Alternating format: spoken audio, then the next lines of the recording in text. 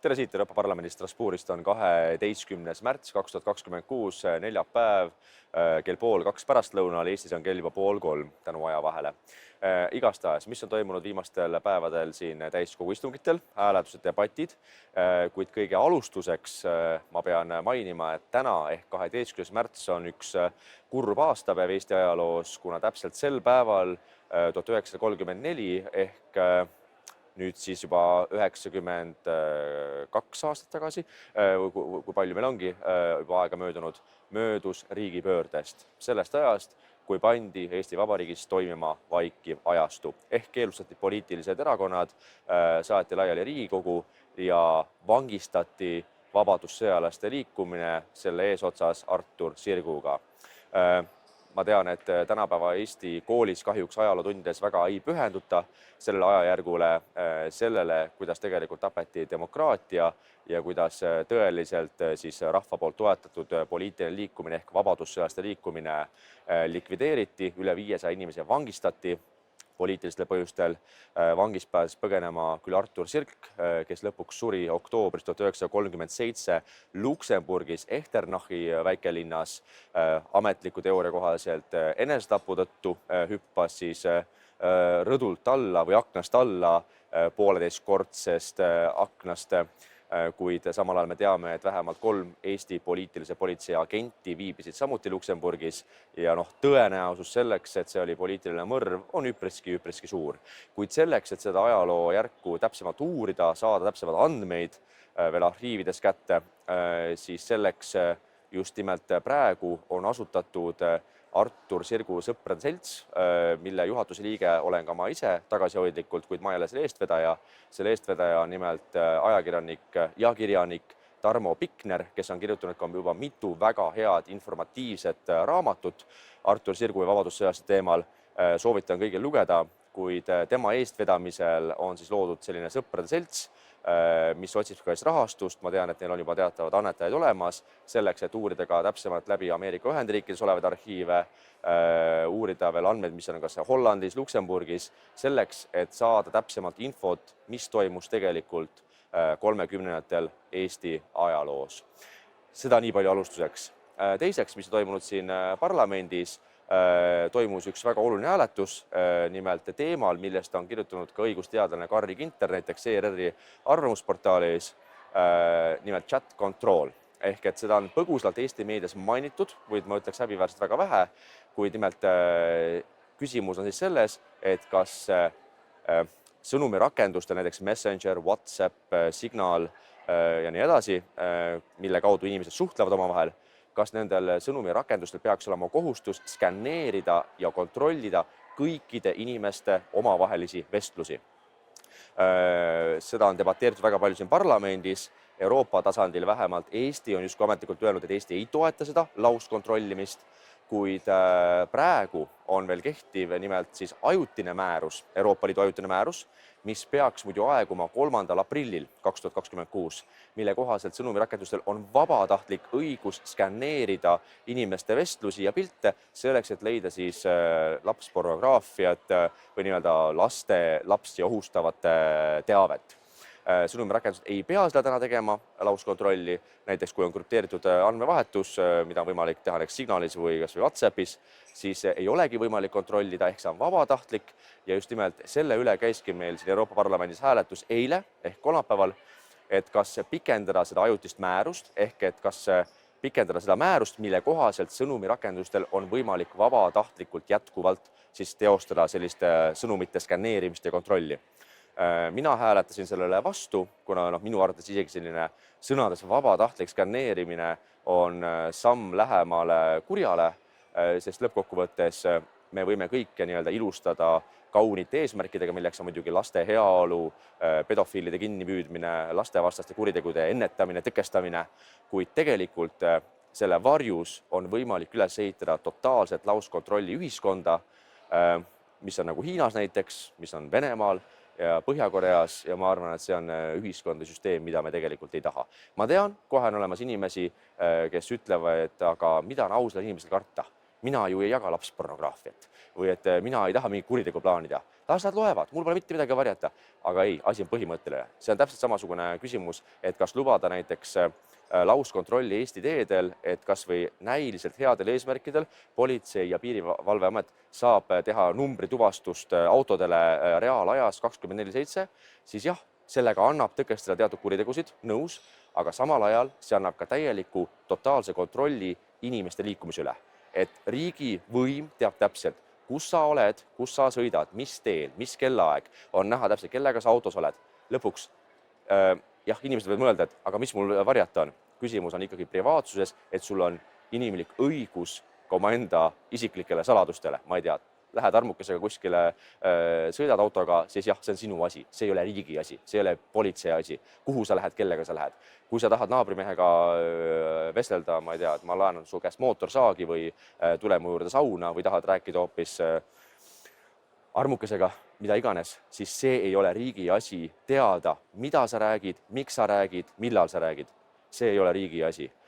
Ehk et inimesel peab olema õigus ka oma eraelule, oma enda isiklikele saladustele, mis ei ole mitte kuidagi kuritegelikud ilmselgelt. Ehk et see hääletus toimuski eile, et pikendada seda määrust, mille kohaselt on võimalik jätkata vabatahtlikku sõnumite skaneerimist. Paraku see pikendamine läks läbi, üle 400 rahvasaadiku siin Euroopa Parlamendis oli poolt, umbes 150 oli vastu, mina nende hulgas, aga igastahes vähemalt lohutuseks öelda, et see ei kohusta vähemalt neid sõnumirakendusi kontrollima ja täna veel on võimalik kasutada sõnumirakendusi, mis ei olegi skaneeritavad, ei ole kontrollitavad, ei ole totaalselt läbinähtavad riigivõimu poolt.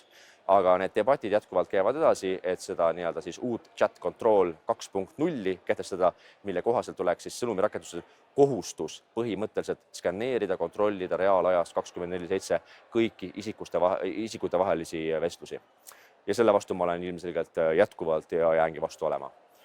Teine asi debattidest, põnev debatt oli eile hommikul, nimelt siis Iraan, et mis toimub Iraanis ehk Ameerika Ühendriikide Iisraeli rünnak Iraani vastu. Klassikaline asi, üldiselt jooksevad välja selgelt sellised nagu poliitilised jooned alati. Ja seda ka Eestis kusjuures, ka Riigikogus, et me näeme rahvasaadikuid nii nagu ka Euroopa Parlamendis, neid rahvasaadikuid nii Eestis kui ka Brüsselis või Strasbourgis, kes alati mingil põhjusel, kui teemaks on Venemaa, Iraan, Hiina, Põhja-Korea, Ukraina, USA, Iisrael, siis alati, kui on mingisugune madin käimas kuskil, siis alati nad leiavad mingisuguse argumendi, miks kaitsta kuidagi Venemaa tegevust. Ma ei tea, on see, NATO provotseeris sõda tegelikult, et üldse tegelikult Venemaa ei tahtnud rünnata Ukrainat, aga näete, provotseeriti, polnud midagi teha. See on umbes samasugune argumentatsioon, et kui naine käib liiga lühikese seelikuga tänaval, siis on täiesti normaalne, et ära vägistatakse. Ise ta provotseeris, et üldse tegelikult see Ahmed või Mohamed või Jüri või kes iganes ei tahtnud üldse vägistada, aga näed, teda provotseeriti lihtsalt vägistama, kuna mis sa teed? Liiga lühikese seelikuga. Et sama asi Ukrainaga, et näed, ta ise hakkas rääkima midagi, et tahab liituda NATO-ga, mida sa räägid? Kohe ründame, hoopis tapame teid maha. Sama asi on Hiina tegevusega Taiwani kallal, sama asi on Põhja-Koreaga ja sama asi on Iraaniga. Et kui Iraan on eksportinud relvastust, droone Venemaale, siis need samad rahvasaadikud nii Euroopa Parlamendis kui Eestis on vaid kui kulditrukkis. Mitte sõnagi selle kohta, et tegelikult Iraani islamistlik äärmuslik režiim siis toetab sõjaliselt Venemaad, et see saaks rünnata oma naaberriiki. Kui see sama Iraani režiim viskab hapet näkku naistele, tapab tuhandeid protestijaid, kes tulevad selle režiimi vastu protestima tänavatele, siis nad on vait, ei ole mitte mingisugust probleemi. Kui inimesi vangistatakse lihtsalt poliitilise meelsuse tõttu, siis nad on täiesti vait.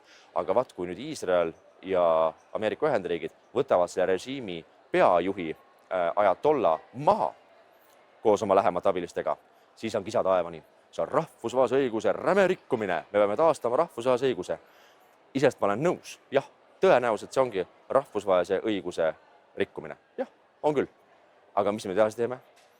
Samamoodi eile hommikul siin debatis Ursula von der Leyen räägib rahvusvahelisest õigusest. Parlamendi liikmed räägivad rahvusvahelisest õigusest. No tore. Ja mis te edasi nüüd teete? Kui mitu sõjalaevadel on, et saata Hormuzi väina kaitsma? Kui mitu tanki te olete valmis saatma kuskil Lähis-Idasse, et taastada rahvusvaheline õigus? Kui mitu tuhat sõdurit olete valmis saatma sõtta, et taastada rahvusvahelist õigust? Ehk et neid deklaratsioone ja ilukõnesid on jube mugav pidada kuskil soojas parlamendisaalis, kui kõht on täis ja veiniklaas ootab. Aga tegelikkuses rahvusvaheliselt ainukene asi lõpuks, mis maksab, on liitlassuhted ja on jõud. Ehk ilmselgelt Iraani režiim aastast 1979, kui see praegune režiim võimule tuli, on alati tahtnud Iisraeli maa pealt ära pühkida. See on nende ametlik poliitika olnud. Ja tegemist on äärmusliku režiimiga, kes on toetanud islami terroriste naaberriikides, Liibanonis näiteks, kes on rahastanud mošeede ehitamist ka Euroopa riikides selleks, et levitada islami äärmuslust Euroopas, selleks, et kasvatada uusi peale noori terroriste.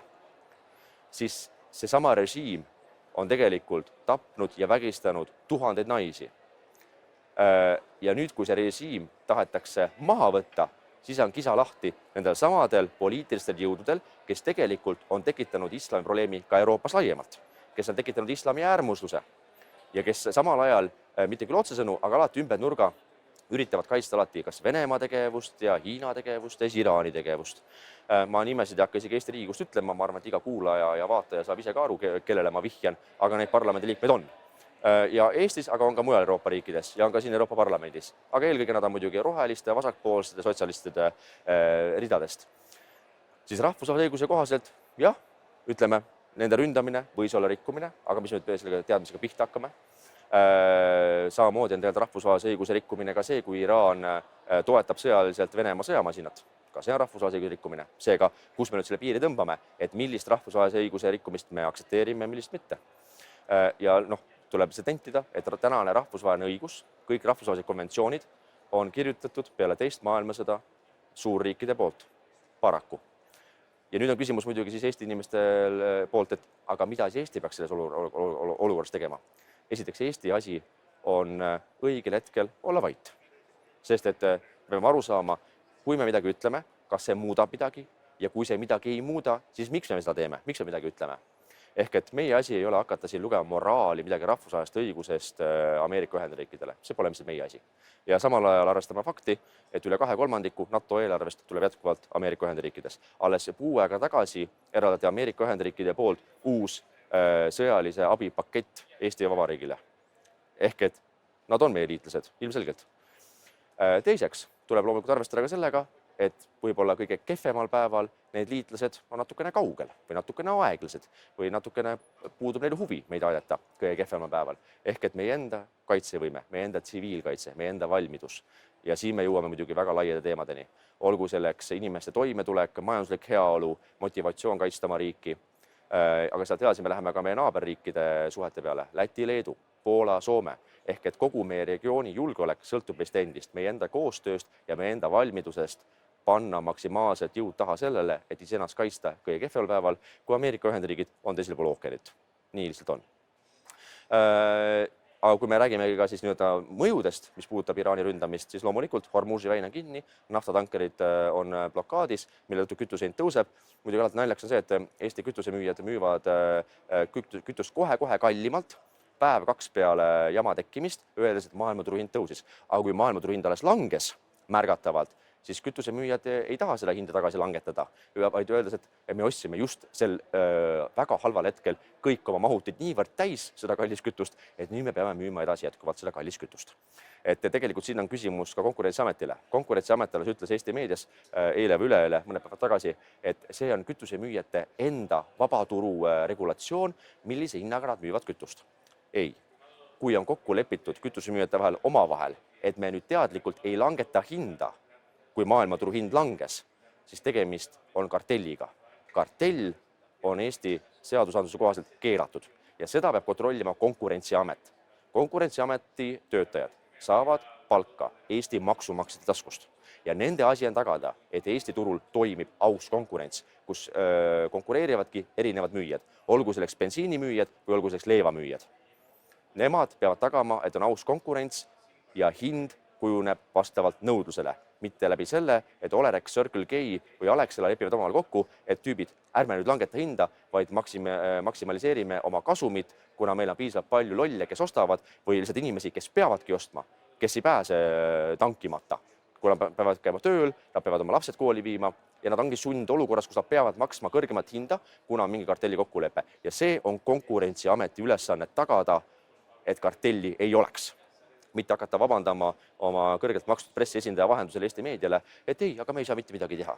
Saate küll.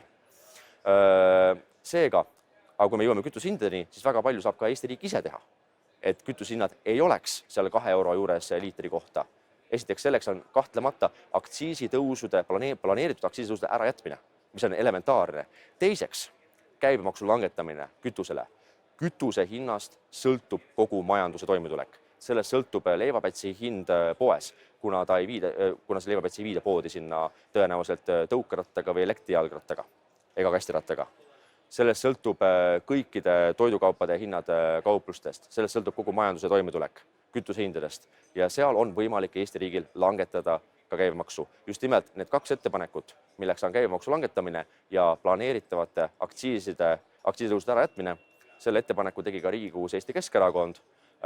Peaminister Kristen Michal Moka otsast ütleb, et nad arutavad seda. No tore, et arutate, otsustama ja kiiresti oma otsust, sest et sellised majandusotsused annaksid kindlust Eesti tarbijatele ja Eesti ettevõtjatele, et riik ei vahi lihtsalt mokk-tölakil pealt, kui maailmas käivad suured tulekahjud, vaid me reageerime sellele kiiresti ja efektiivselt, et kaitsta omaenda majandust, omaenda tarbijaid, omaenda inimesi ja meie ettevõtjaid.